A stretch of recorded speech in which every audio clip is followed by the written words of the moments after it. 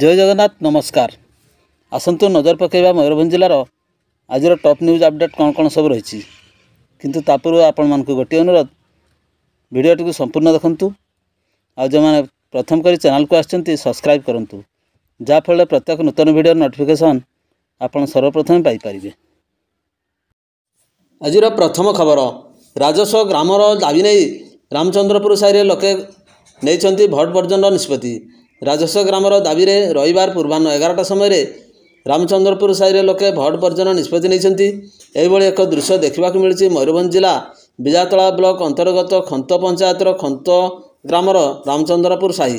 तेबे ग्रामवासी कहवा मुताबक विगत 25 वर्षरू से राजस्व ग्राम पाई दाबी कर आछंती किंतु प्रशासन कौन सी पदक्षेप नेउनथिबा द्वारा सेमाने सरकार मौलिक सुविधार वंचित होउथबा देखैबा मिलुछि। तेणु 2024 निर्वाचन पूर्व तांकर ग्राम को राजस्व ग्रामर मान्यता न मिलिले आगामी 2024 निर्वाचन रे ग्रामर 15 रु अधिक परिवार भोट बर्जन करिवे बोली दृढ़ निष्पत्ति नैथिबा जणा पड़िछि।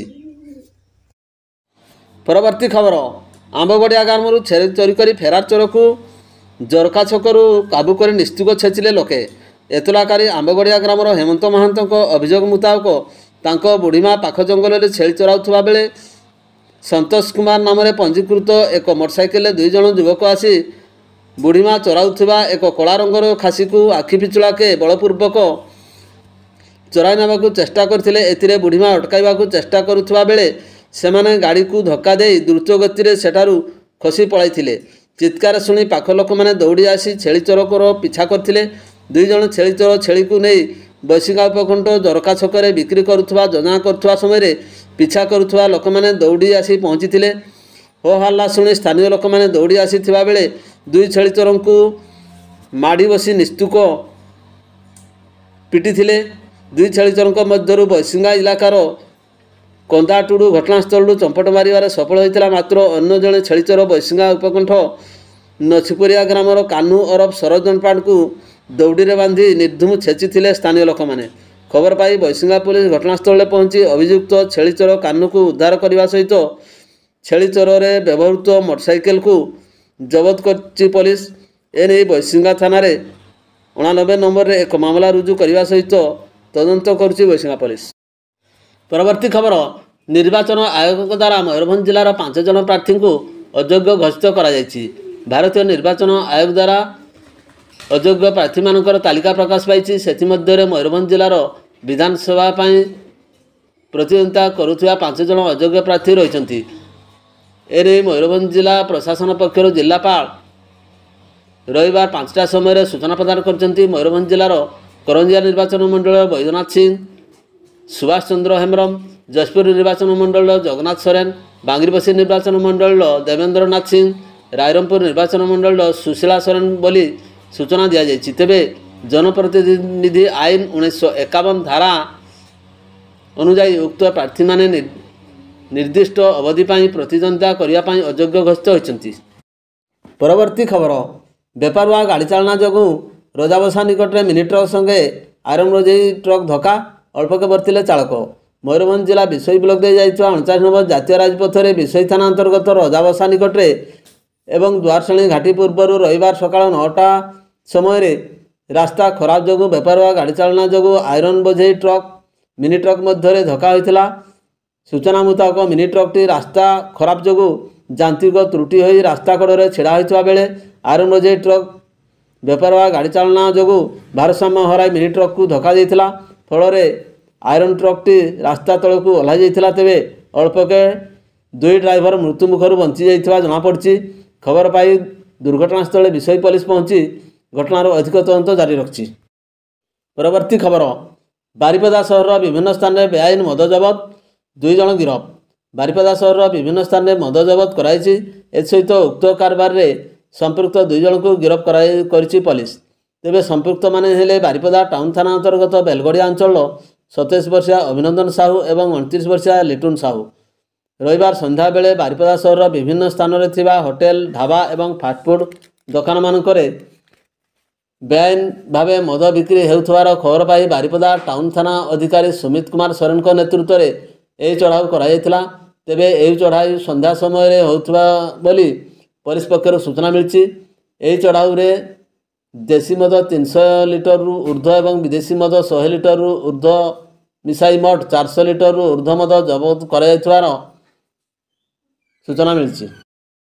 ପରବର୍ତ୍ତୀ ଖବର, ମୟୂରଭଞ୍ଜ ଜିଲ୍ଲାର 2ଟି ବନଖଣ୍ଡ ଅଧିକାରୀଙ୍କ ସହ 2 ଜଣ ଏସିଏଫ୍ଙ୍କ ବଦଳି ହୋଇଛି।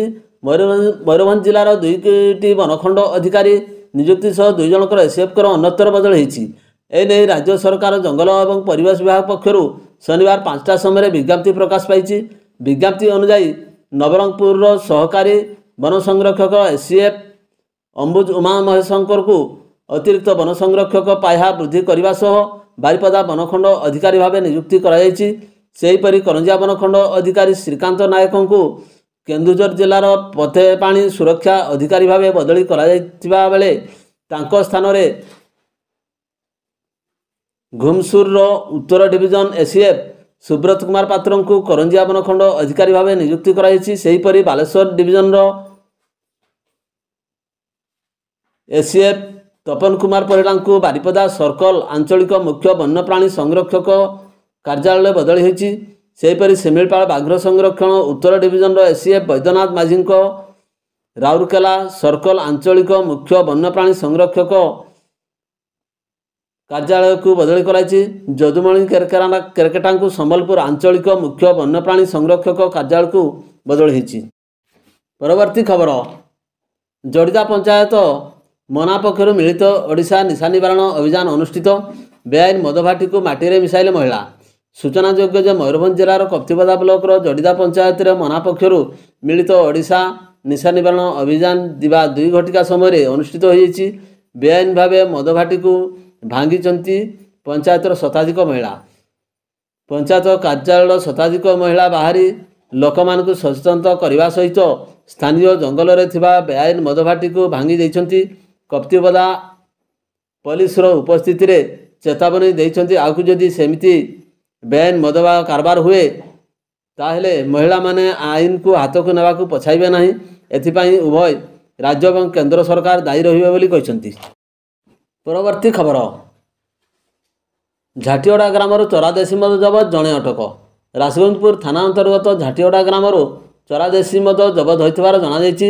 ସୂଚନାଯୋଗ୍ୟ ଯେ ରାଜଗୋବିନ୍ଦପୁର ପୋଲିସ ପକ୍ଷରୁ ପେଟ୍ରୋଲିଂ ଚାଲିଥିବା ବେଳେ ଅପରାହ୍ନ 3ଟା ସମୟରେ ଝାଟିଅଡ଼ା ଗ୍ରାମର ମାମି ମାରାଣ୍ଡିଙ୍କ ପାଖରୁ 10 ଲିଟର ଚୋରା ଦେଶୀ ମଦ ଜବତ କରାଯାଇଛି। ପରେ ମାମି ମାରାଣ୍ଡିଙ୍କୁ ରାଜଗୋବିନ୍ଦପୁର ଥାନାରେ ଅଟକ ରଖାଯାଇଛି, ଯାହାକୁ ନେଇ ରାଜଗୋବିନ୍ଦପୁର ଥାନାରେ 83/2024ରେ ଏକ ମାମଲା ରୁଜୁ ମଧ୍ୟ କରାଯାଇଥିବା ଜଣାଯାଇଛି। ପରବର୍ତ୍ତୀ ଖବର, ତିରିଙ୍ଗ ନିକଟରୁ ବାରି ଚୋରାଚାଲାଣ ହେଉଥିବା ବେଳେ 4ଟି ବାଲି ଭର୍ତ୍ତି ହାଇୱା ଜବତ, 2 ଗିରଫ। କୌଣସି ସୂତ୍ରରୁ ଖବର ପାଇ ରାତି 8ଟା ସମୟରେ ତିରିଙ୍ଗ ଥାନା ଅଧୀନ ତିରିଙ୍ଗ ନିକଟରେ ପୋଲିସ ଚଢ଼ଉ କରି ବେଆଇନ ଭାବେ ବାଲି ଚୋରାଚାଲାଣ ହେଉଥିବା 4ଟି ବାଲି ଭର୍ତ୍ତି ହାଇୱାକୁ ଜବତ କରିଛି ପୋଲିସ। ଏହି ମାମଲାରେ 2 ଜଣଙ୍କୁ ଗିରଫ କରି 4ଟି ପୃଥକ ମାମଲା ରୁଜୁ କରି ଅଧିକ ତଦନ୍ତ ଜାରି ରଖିଛି ପୋଲିସ। ପରବର୍ତ୍ତୀ ଖବର, ସନ୍ଧ୍ୟାରେ ଯଶପୁର ଅଞ୍ଚଳରେ ହଠାତ୍ କାଳବୈଶାଖୀ ମାଡ଼ି ଆସିବାରୁ ଯଶପୁର ବଜାର ସମେତ ଗ୍ରାମାଞ୍ଚଳରେ ଜନଜୀବନକୁ ପ୍ରଭାବିତ କରିଛି। ପ୍ରବଳ ବେଗରେ ପବନ ବହିବା ସହିତ ଘଣ୍ଟାରୁ ଅଧିକ ସମୟ ବିଜୁଳି ଘଡ଼ଘଡ଼ି ସହିତ ବର୍ଷା ହୋଇଥିଲା। ବଜାରର ରାଜପଥ ପାର୍ଶ୍ୱ ରାସ୍ତା ଜଳମଗ୍ନ ହୋଇଥିଲା। ଗ୍ରାମାଞ୍ଚଳରେ କିଛି ଘଣ୍ଟା ଧରି ବିଦ୍ୟୁତ ଯୋଗାଣ ବ୍ୟାହତ ହୋଇଥିଲା। ଗଛର ଡାଳପତ୍ର ଭାଙ୍ଗିବା ସହିତ ବଜାର ଇଲାକାରେ ଲଗାଯାଇଥିବା ହୋର୍ଡିଂ ଉପୁଡ଼ି ପଡ଼ିଥିଲା।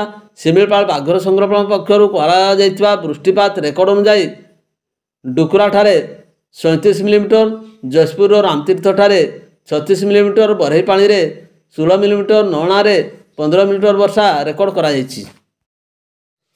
ପରବର୍ତ୍ତୀ ଖବର, ରାଇରଙ୍ଗପୁର ଟାଉନ ଥାନା ଅଞ୍ଚଳରୁ ଜଣେ ଯୁବକଙ୍କର ଝୁଲନ୍ତା ମୃତଦେହ ପୁଲିସ ଉଦ୍ଧାର କରିଛି। ମୃତ ଯୁବକ ଜଣକ ହେଉଛନ୍ତି ବାଇଦାପଶି ଗ୍ରାମର ଶ୍ରୀରାମ ମୁର୍ମୁ, ବୟସ 25 ବର୍ଷ।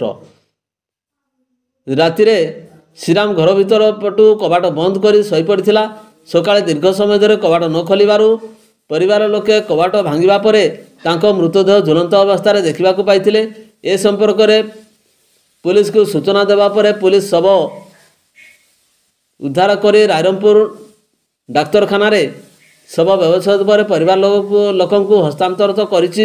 ଏନେଇ ଟାଉନ ଥାନାରେ କେସ୍ ନମ୍ବର 6/24ରେ ଏକ ଅପମୃତ୍ୟୁ ମାମଲା ରୁଜୁ ହୋଇଛି।